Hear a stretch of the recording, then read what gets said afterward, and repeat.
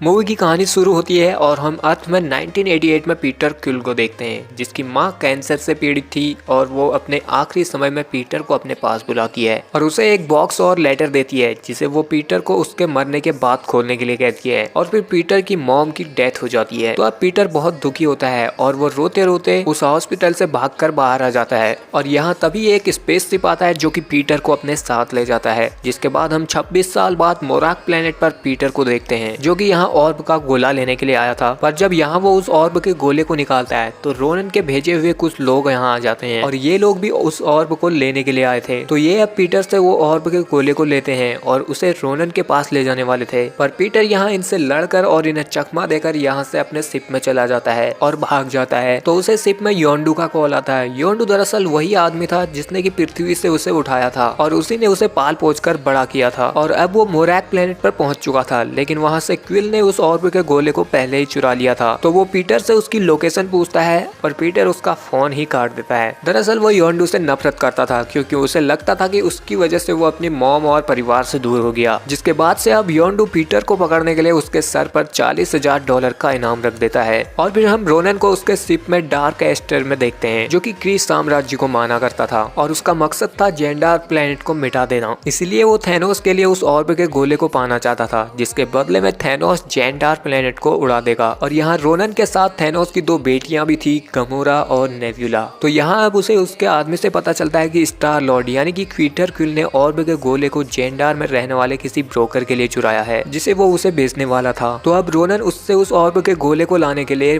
Gomorrah को भेजता है। जिसके बाद हम पीटर को जेंडार में ब्रोकर के पास देखते हैं, जो कि उस ऑर्ब के गोले को बेचने के लिए आया था। पर जब यहाँ उसे पता लगता है कि इसके पीछे तो रोनन पड़ा है, तो वो इस डील को कैंसिल कर देता है और पीटर को यहाँ से भगा देता है। जिसके बाद हम यहाँ रॉकेट और क्रूड को देखते हैं, जिन्हें पता चलता है कि पीटर के सर पर तो $40,000 का इनाम है। तो वो लोग उसे पकड़कर अब योंडू के पास ले जाना चाहते थे ताकि वो लोग उस इनाम को बांट सके। पर यहाँ पर गमोरा पीटर से उस ऑर्ब के गोले को लेकर भाग जाती है। जिसके बाद यहाँ इनकी फाइट होती है, जिसमें रॉकेट भी पीटर को पकड़ना चाहता था। तो वो यहाँ पीटर को पकड़ने की कोशिश करता है और गमोरा उससे ऑर्ब के गोले को लेने की कोशिश कर रही होती है। पर इन चारों को जेंडार की पुलिस यानी कि नोवा सेना जेंडार की प्रॉपर्टी को नुकसान पहुंचाने के लिए गिरफ्तार कर लेती है और फिर इन चारों को द किल नाम के जेल में भेज दिया जाता है। और यहाँ गमोरा बताती है कि वो ऑर्ब के गोले को रोनन के लिए नहीं चुराने वाली थी, वो उसे कहीं और बेचने वाली थी। और फिर जब ये चारों जेल में पहुंचते हैं तो यहाँ जितने भी लोग थे वो सब गमोरा के खून के प्यासे थे, क्योंकि उनकी फैमिली में से किसी न किसी एक को थैनोस और उसने मिलकर मारा था। इसीलिए वो लोग अब गमोरा को तो मारना ही चाहते थे। तो अब रात में जब सब लोग सोए होते हैं तो कुछ लोग गमोरा को मारने के लिए उसे उठा लेते हैं। पर यहाँ उन्हें पीटर क्विल देख लेता है, तो वो वहाँ उसके पीछे चला जाता है। और यहाँ ड्रैक्स नाम का एक बंदा था जिसकी फैमिली को रोनन ने मारा था,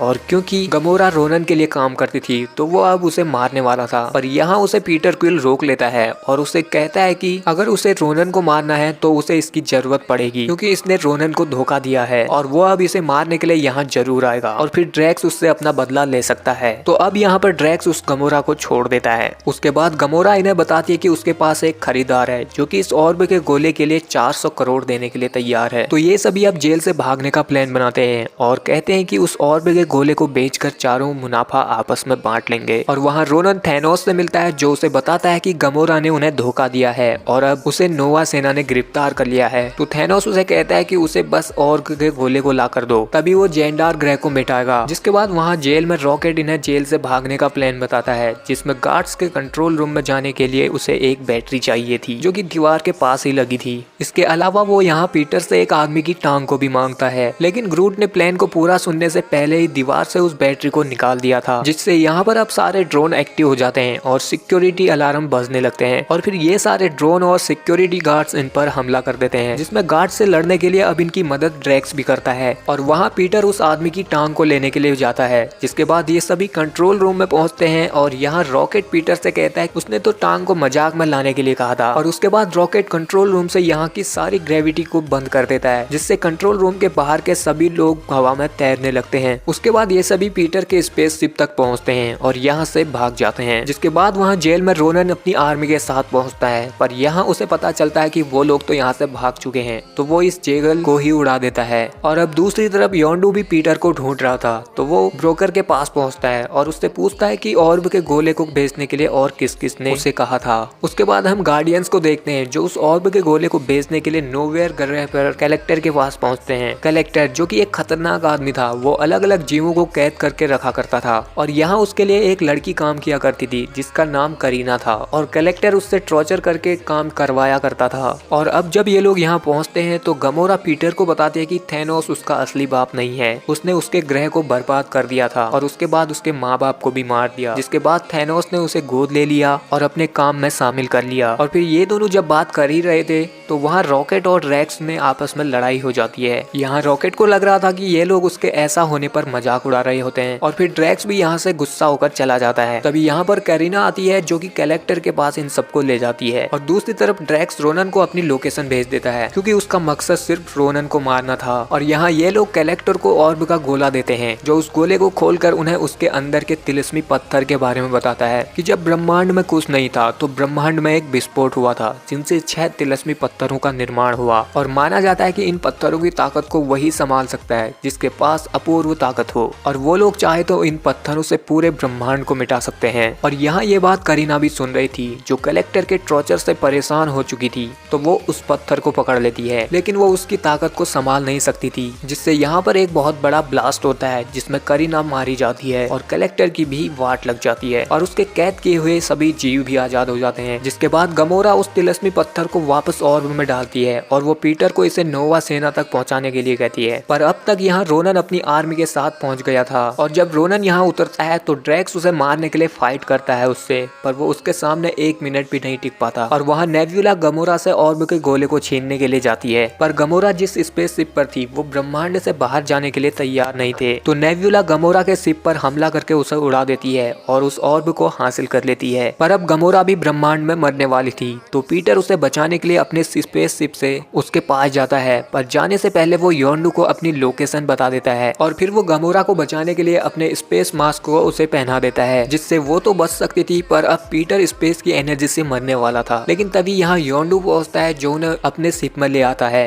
और वहाँ रॉकेट भी ग्रूट के पास पहुंचता है। यहाँ ग्रूट ने ड्रैक्स को मरने से बचा लिया था। अब ड्रैक्स यहाँ अपनी गलती को एक्सेप्ट करता है और कहता है कि वो गलत था, उसका सारा गुस्सा अपने दुख को छुपाने के लिए थी। तो यहाँ रॉकेट उसे समझाता कि सभी ने किसी न किसी अपने को खोया है, पर इसका मतलब ये तो नहीं कि वो लोग सभी और लोगों को भी मरने दें। और अब क्योंकि पीटर और गमोरा योंडू के कब्जे में थे तो क्रूट रॉकेट से उन्हें बचाने के लिए कहता है और वहाँ रोनन को वो तिलिस्मी पत्थर भी मिल गया था, तो वो अब उस थैनोस की बात नहीं मानता है क्योंकि वो जान गया था कि इससे वो क्या कर सकता है। जिसके बाद वो उसकी पावर को खुद कंट्रोल कर लेता है और एक अनंत मणि को अपने वेपन में लगा देता है और अब इसमें उसका साथ नेब्यूला भी देना शुरू कर देती है। जिसके बाद रोनन अब अपने डार्क एस्टर शिप को लेकर जेंडार प्लेनेट को मिटाने के लिए निकल जाता है। और फिर हम पीटर और गमोरा को देखते हैं जिसे सभी रेवेजर्स ने पकड़ा था और योंडू उसे मारने वाला था क्योंकि उसने उन्हें धोखा दिया था, पर पीटर उसे कहता है कि वो लोग रोनन से उस ऑर्ब को चुराएंगे और उसे योंडो को दे देंगे। तो अब योंडो उसकी बात को मान जाता है और तभी यहाँ पर रॉकेट, क्रूट और ड्रैक्स आते हैं जो उनके शिप पर हमला करने वाले थे, पर पीटर उन्हें बताता है कि उसकी योंडो से बात हो गई है। जिसके बाद अब सभी गार्डियंस मिलकर जेंडार प्लेनेट को बचाने का फैसला करते हैं और रोनन के स्पेसशिप में घुसने का प्लान बनाते हैं ताकि वो लोग रोनन को जेंडार में उतरने से रोक सके। और फिर पीटर जेंडार में नोवा सेना को भी इन्फॉर्म कर देता है कि रोनन वहां आने वाला है और वो लोग उसकी मदद के लिए तैयार हो जाते हैं। जिसके बाद रोनन अपनी आर्मी के साथ जेंडार प्लेनेट पर पहुंच गया था और उसे रोकने के लिए अब सभी गार्डियंस और रेवेजर्स मिलकर उसके साथ लड़ते हैं और उनकी मदद के लिए यहाँ नोवा सेना भी आती है और वो